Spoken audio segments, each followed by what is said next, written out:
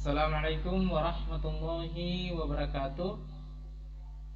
Alhamdulillah, adik-adik, hari ini kembali kita melanjutkan pembelajarannya kita, yakni pada tema 1, pertumbuhan dan perkembangan makhluk hidup.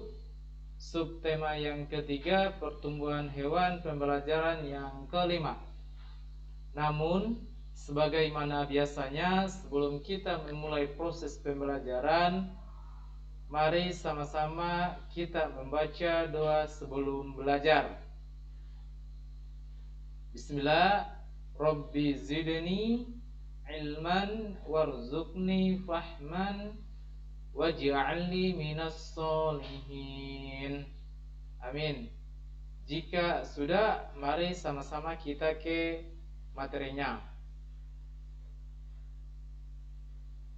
Perhatikan gambar daur hidup katak berikut ini.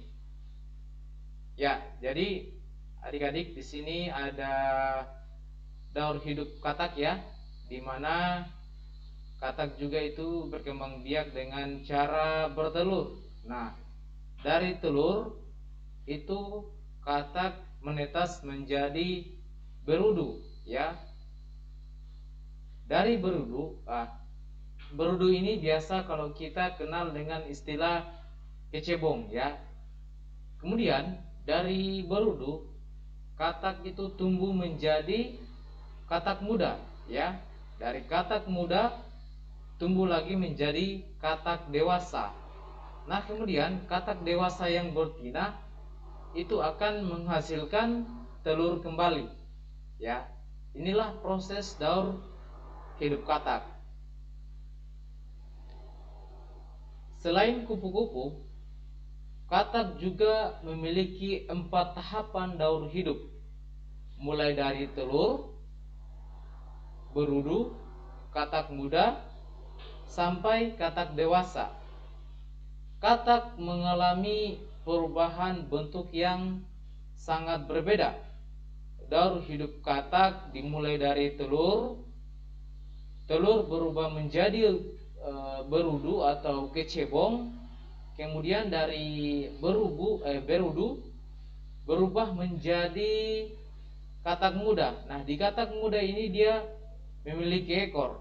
Nah, kemudian katak muda berkembang menjadi katak dewasa. Nah, inilah proses daur hidup katak.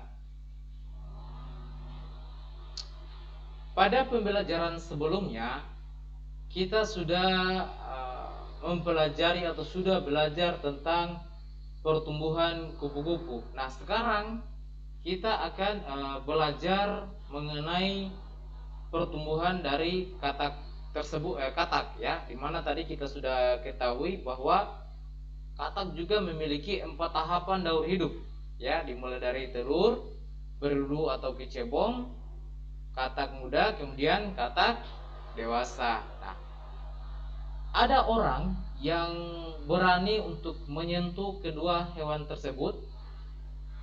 Ada juga yang tidak berani ya. Kebanyakan orang lebih berani untuk menyentuh kupu-kupu ya dibandingkan katak ya, apalagi untuk perempuan ya.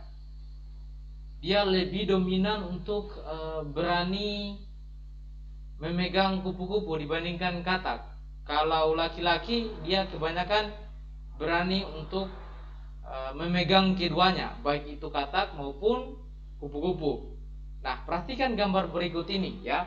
Gambar berikut ini menunjukkan bahwa ada yang berani memegang katak, ada juga yang takut dengan katak ya, berdasarkan gambar ini ya.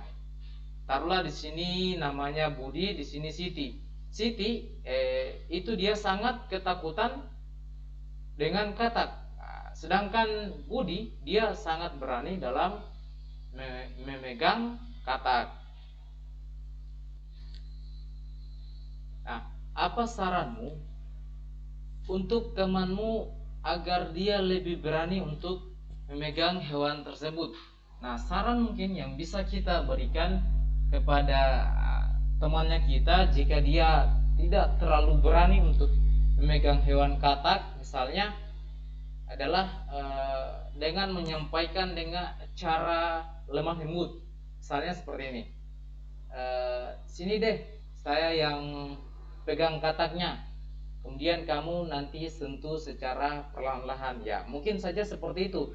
Jangan langsung kita mentang-mentang kita berani pegang katak terus langsung buang begitu saja sama temannya kita. Itu adalah contoh perilaku yang tidak baik.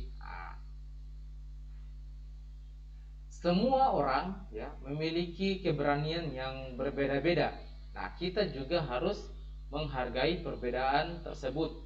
Kita juga harus membantu teman agar bisa lebih berani. Nah, iya, seperti yang saya bilangkan tadi, tahapan untuk keberanian setiap orang itu berbeda-beda ya. Ada yang misalnya cuman berani pegang katak, ada yang cuman berani misalnya pegang kupu-kupu ya.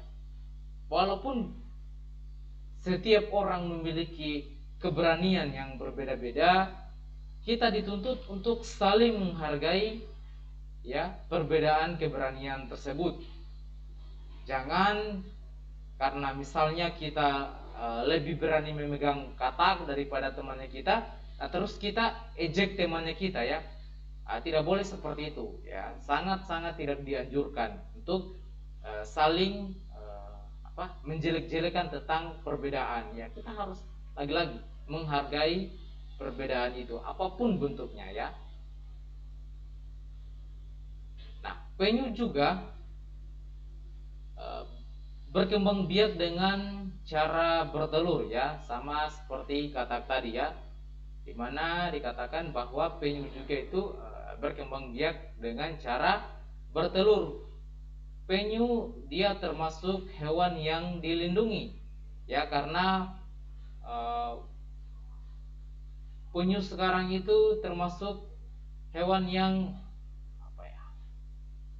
jarang kita ketemui ya, jarang kita temui karena populasinya dia semakin menipis ya.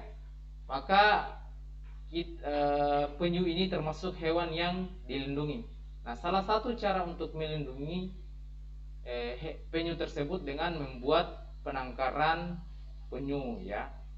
Nah, jadi adik-adik ya, penyu juga ini berkembang biak dengan cara bertelur. Namun karena populasi penyu sekarang semakin menipis ya, banyak yang mati, maka penyu ini dia termasuk hewan yang dilindungi. Kemudian cara kita lindungi hewan tersebut atau penyu ini dengan cara membuatkan penangkaran penyu. Sebuah penangkaran penyu memiliki 7 bak penyimpanan anak penyu. Setiap bak berisi 130 ekor anak penyu. Nah, pertanyaannya adalah berapa banyak anak penyu semuanya? Nah, ini kita akan menyelesaikan lagi dengan proses perkalian persusun. Nah, jika kita tulis dalam perkalian itu dia 7 dikali 130 ya.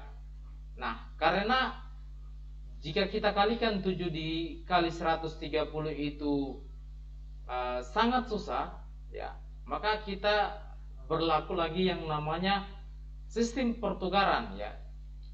Nah, sifat pertukarannya adalah 7 kali 130 itu sama dengan 130 dikali 7. Nah, baik, langsung kita selesaikan saja.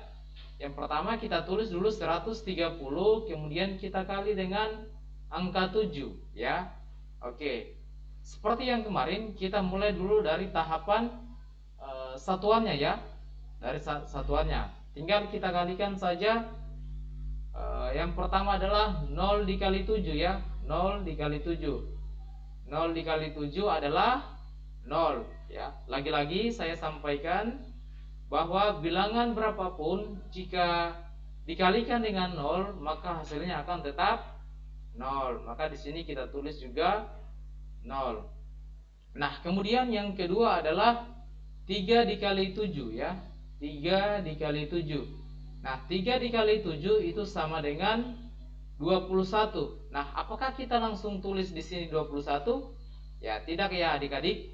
Sama seperti yang kemarin, maka ini kita berlakukan lagi sistem penyimpanan atau diingat ya, diingat atau disimpan ya. Kita cukup menulis angka satuannya saja ya, satu ya. Kita cukup kita cukup tulis dengan angka satuannya saja ya. Kemudian angka puluhannya itu kita simpan di atasnya angka 1 ya.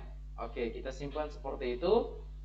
Kemudian kita kalikan lagi, berikutnya adalah 1 dikali 7. 1 dikali 7 sama dengan 7. Nah, terus angka 2-nya ini bagaimana? Nah, angka 2-nya ini kita jumlahkan dengan hasil perkalian yang tadi itu, 1 dikali 7.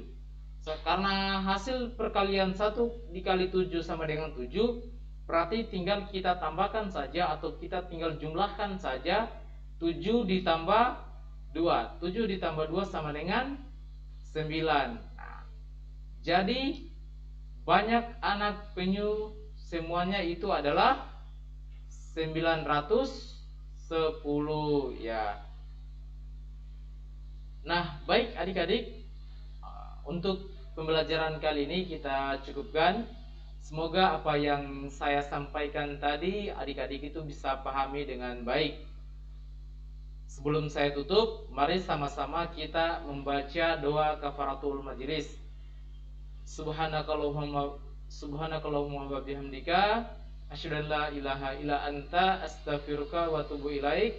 Saya tutup dengan ucapan wabillahi taufiq wal hidayah. Wassalamualaikum warahmatullahi wabarakatuh.